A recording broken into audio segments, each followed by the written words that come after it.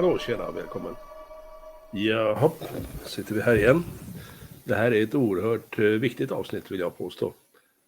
Det är inte speciellt långt, men du ska lyssna på varje ord som sägs uppmärksamt.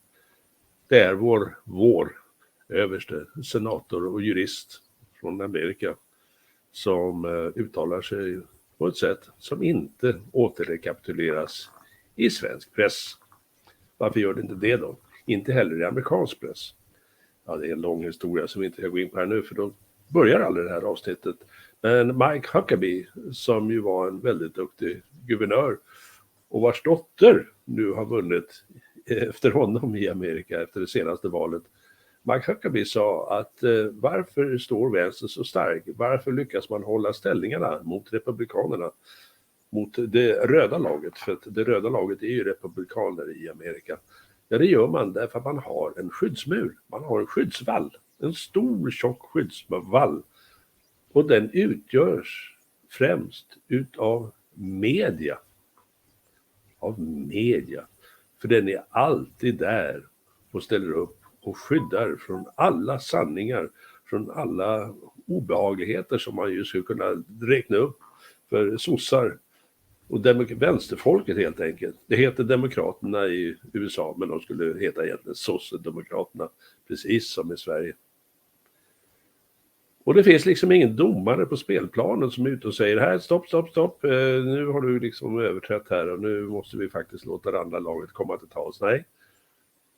De har en enorm skyddsmur utav celebriteter, utav globalister och utav media i en salig, äcklig röra som gör att sanningen inte kommer fram. Ta bara exempelvis det här med president Bidens son Hunter. Det är också ett namn, va? Jägaren Hunter. Jo, nu har han jagat alltid. Alltså det finns ju tillgängligt i princip för var och en att se precis vad han har gjort tillsammans med den övriga genomkorrupta familjen. Tar man upp det? Redogör man för det? Nej, det gör man ju såklart inte. Ja, så har vi haft ett val och svensk media.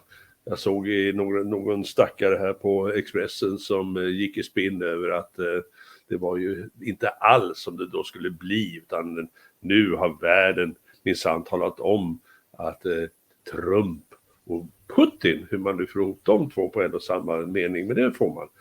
Trump och Putin, det är det värsta som finns och de är tryckta tillbaka minsann. Den röda vågen uteblev.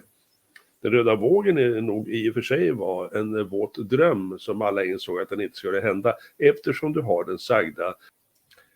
Ja, var var vi någonstans? Det blev ett elavbrott. Hypsan, hoppsan, happsan. Ja. Nej, men det som händer nu det är ju det att det här med den röda vågen inte hände, men det är bara att gå tillbaka och titta på sådana väldigt vakna politiska observatörer som exempelvis Sean Hannity på Fox som faktiskt varnade för innan att om ni inte går ut och röstar så kommer ni att få se att det inte går så bra. Nu kan man väl inte säga att det gått verkligen vare sig bra eller dåligt därför att de har gått fram.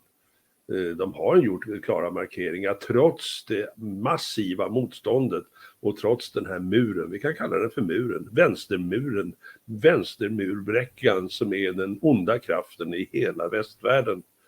Den är inte helt lätt att välta omkull eftersom de har människor som har ordet och plattformen i sin makt. Det är väldigt illa naturligtvis. Men vi kan inte acceptera det bara, det går inte. Nu så ser man ju här då att det finns ungefär, det är en plats, det är 2 säten som måste säkras av republikanerna för att man ska fixa det här med senaten. Det är väl 14 platser om jag inte minns fel nu, bara rätt ur huvudet som måste fixas för att man också ska ha kongressen, alltså the house. Nej, förlåt, inte kongressen, representanthuset. Kongressen, jag säger det nu igen, det blandas ofta ihop där när man pratar om kongressen. Kongressen är en övergripande, det är alltså Amerikas riksdag kan man säga. Riksdagen består, alltså kongressen, av 2 kammare, senaten och representanthuset. Senaten sitter 100 ledamöter och där är det då 50-50 och det de har utnämnt till vicepresident och som ju nästan ligger på en nivå lägre än de sämsta som vi har hemma. Jag tänker kanske på strand. Ja, du vet vilka jag tänker på. Den sitter som president och har utslagsröst i senaten. Senaten är väldigt viktig, de har ju utnämningsmakt med mera. Representanthuset, där har du då House of Representatives, kallas vanligen då för huset. De har då en hittillsvarande en republikansk övervikt, men det behöver fyllas på så att det också blir klart. Man behöver ju också ju se till att den här absolut lägsta formen av mänskligt liv, Nancy Pelosi, den vidrigaste kvinnan som jag nog tror jag har sett på, jag vet inte hur länge, att hon åker ut med badvattnet. Då tittar vi. Är de färdigräknade med valet i USA? Nej, det är de alltså inte. Det är helt makalöst. De är inte färdigräknade med valet i USA.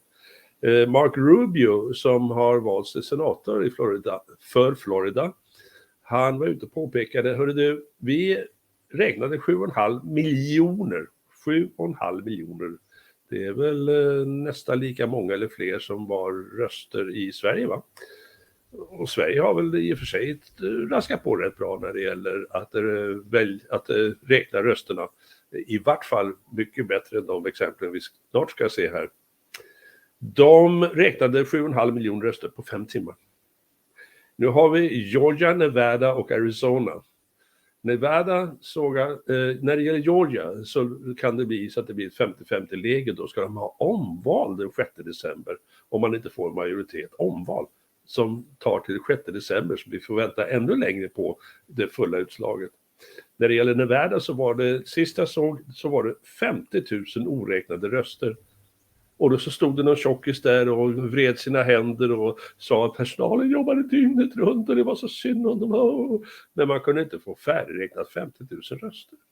I Arizona så handlade det om 400 000 röster. 7,5 miljoner röster räknade i Florida på 5 timmar. Men 400 000 plus 50 000 i 2 andra delstater. Nej, det går inte. Det går inte. Det finns så mycket att ta upp här. Det här Trump-hatet har accelererat något alldeles fantastiskt den sista tiden. Och svenska muren, media, hänger på som vanligt. Man öser på med floskler, falska rykten och osanningar.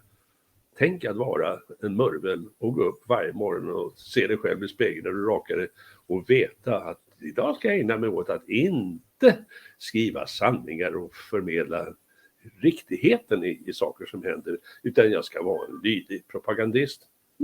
Förresten, jag såg att det öppnade sig ett toppjobb här i Nordkorea nyligen. Det kanske man skulle ta och söka. Uff, säger jag bara. Uff. Ja. Nej, men med allt detta sagt och alla våra fiender som utses av muren, den här samlade trojkan då, som vi alla måste se som en monolit i tillvaron. En mur som tror sig vara ogenomtränglig, men hackar vi inte på den hela tiden och försöker fälla den så kommer vi att få förlora. Nu ska vi lyssna på en man som jag högaktar mer och mer. Översten, senatorn och juristen med lång erfarenhet. Richard Black, Vill Black. Och jag vill att du lyssnar alldeles speciellt, särskilt noga den här gången. Varför? Jo, därför han säger någonting som nog är egentligen ett skop. Som faktiskt är sensationellt och bara inte får flyga förbi. Det kanske finns andra tubare här som tar upp det och hänger på. Men han säger någonting om det som hände ute i sjön. Om den här pipelinen. Och om det inte är fler än jag som reagerar genom att få studsmatta i stolen, ja då vet jag inte riktigt. Därför att det är makalöst. Vi är så matade av murens enögeinriktningar att det behövs andra informationskällor. Och en bättre informationskälla än överste Bill Black, det har jag svårt att tänka mig. Han representerar något som heter så fint som Schiller-institutet. En organisation som stenhårt jobbar för freden. För freden, mina vänner. Men vi i Sverige, vi såg senast en ledare i krigshetsande Expressen med krigshetsande NATO i bakgrunden. Skicka mer vapen till Ukraina, skicka mer vapen, vapensystem. Ut till grillen och häll på mer tändvätska. Se till att det tar sig i kolen, att det brinner än bättre. Avslutar man krig med mera vapen och pang-pang? Eller avslutar man dem med förhandlingar och att man kommer överens om att göra ett vapenstillestånd? Hur tror ni att vi hade vunnit de båda världskrigen om vi hade fortsatt att skicka vapen från båda sidor till dem? Jag tror inte det hade gått så bra, va, eller? Kriget måste få ett slut. Krig är ett helvete. Och kriget Ryssland-Ukraina måste få ett slut nu. Därför att det tonar upp sig något mycket än värre i världen just nu. För det ska tydligen bara gå åt håvete. Kina rustar. Kina mobiliserar. Dess ledare går omkring och visar sig i militäruniform. Han manar sina trupper till att göra sig redo. Varför vill han göra sig redo?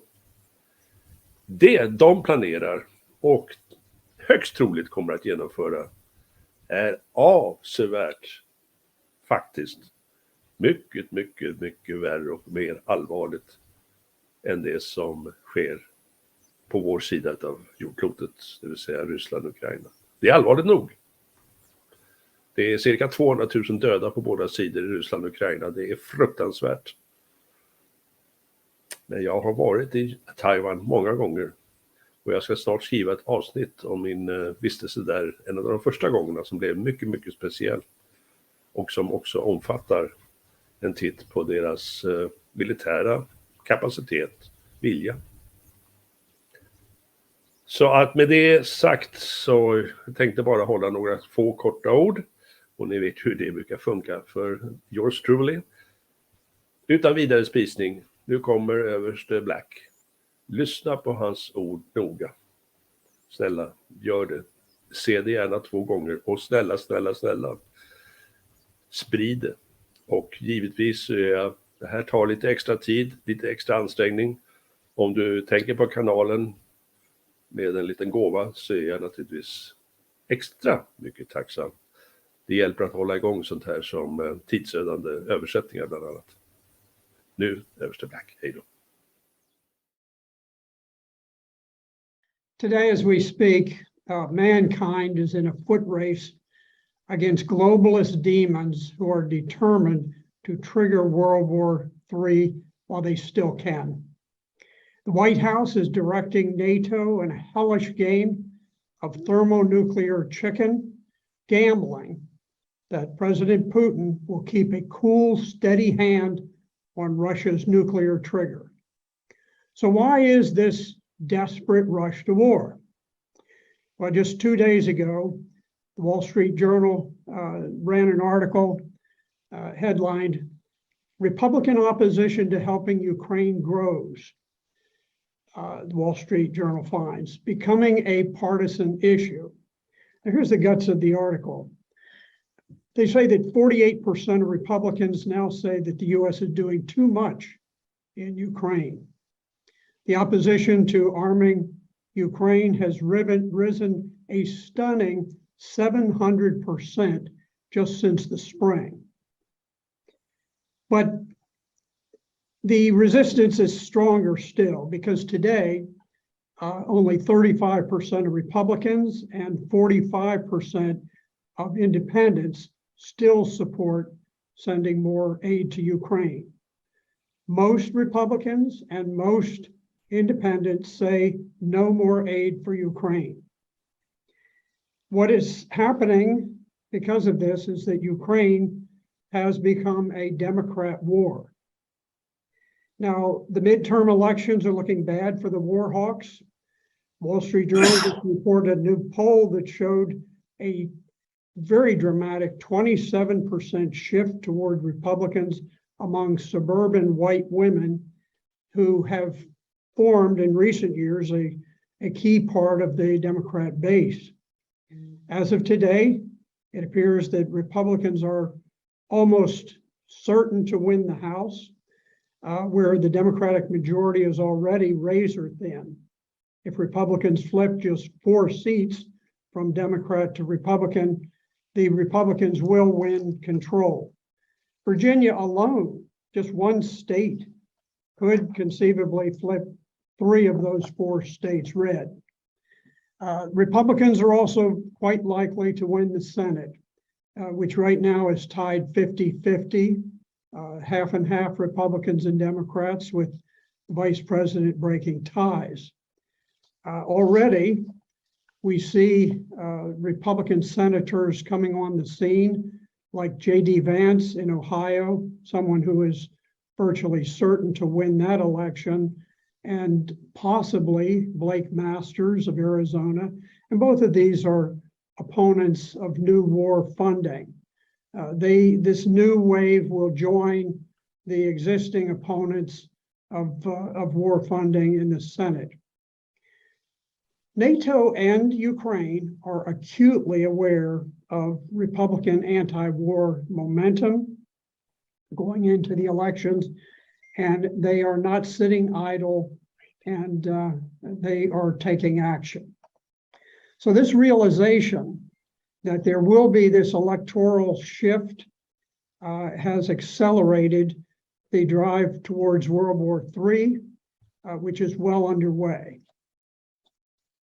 Now, in April and May, the U.S. shared signals intelligence that helped Ukraine assassinate 13 Russian generals, and which sank the flagship of the Russian fleet, the cruiser Moskva. NATO anti-ship missiles sent 300 young Russian sailors to the bottom of the Black Sea in that attack. On May the 19th, there was a headline in Business Insider that read, quote, "Biden is furious about the leaks saying U.S. intelligence helped Ukraine kill Russian generals and sink its warship." When the U.S. coordination was disclosed, President Biden was furious, not because it happened, but because it was revealed, because it was made clear to the American public what had happened. The sanctions imposed by the U.S. and the European Union, of course, have cut most of Europe's vital natural gas imports from Russia by now. With winter approaching this year, protests have been breaking out across Europe, people demanding fuel for heat. And the people are demanding that the gas pipelines from Russia into Germany and from there to the rest of Europe be reopened. In order to defang these growing protests, NATO has sabotaged the Nord Stream 1 and 2 undersea pipelines, and they did this on September the 26th. They did it in order to ensure that any attempts to reopen them before winter would be futile. Now, the White House approved those attacks on Europe's pipelines. It's important to understand the United States is NATO, and NATO is the United States. We dominate it not only financially, but with the key officials who run the organization. As was mentioned earlier, there was, after the explosion of both of those undersea pipelines, there was a cell phone text from British Prime Minister Liz Truss to Secretary of State Anthony Blinken, and it was intercepted just 1 minute after these massive detonations. In the cryptic message, she simply said, "It's done." On October the 8th, British commandos planned a sophisticated Ukrainian attack, or series of attacks actually, on the Kerch Bridge connecting Crimea to mainland Russia. Now, Russian citizens, we need to understand, uniformly consider Crimea to be part of Russia. It has been historically for 500 years, and they consider it to be today, which it is under Russian law. NATO's attacks on the Crimea, NATO attacks to destroy the Kerch Bridge are uniformly considered as attacks on Russia itself. Moving forward, CNN now reports that as recently as November the 2nd, saboteurs have infiltrated deep inside Russia itself, and they launched an attack destroying Russian attack helicopters with time bombs. Now, this attack was 600 miles inside Russia from the Ukrainian border. However, it was just 21 miles inside the Russian border from Latvia, another very aggressive NATO member state. These attacks inside NATO are designed to make it possible for Russia to trip up and to miscalculate, perhaps triggering a full-out nuclear response by NATO, one that could trigger the ultimate conflagration. The United States, by the way, and I know this from personal experience, often does this type of thing where they will launch some sort of a mission that is designed to cause the other side to overreact or to react in a way that is negative, and to provide the pretext then for a counterattack. So this is a very, very dangerous thing, attacking inside of Russia itself. In late October and November, two ultra-secretive US ballistic missile submarines surfaced in a dazzling display of nuclear brinksmanship, a clear warning to Russia that if their nuclear missiles, or that if Russia responded to the nuclear, I apologize, if they responded to the Ukrainian attacks that were being launched against them, and they somehow crossed some invisible line, that nuclear missiles from NATO would rain down on Moscow and St. Petersburg in a Pearl Harbor-style nuclear surprise attack on Russian cities.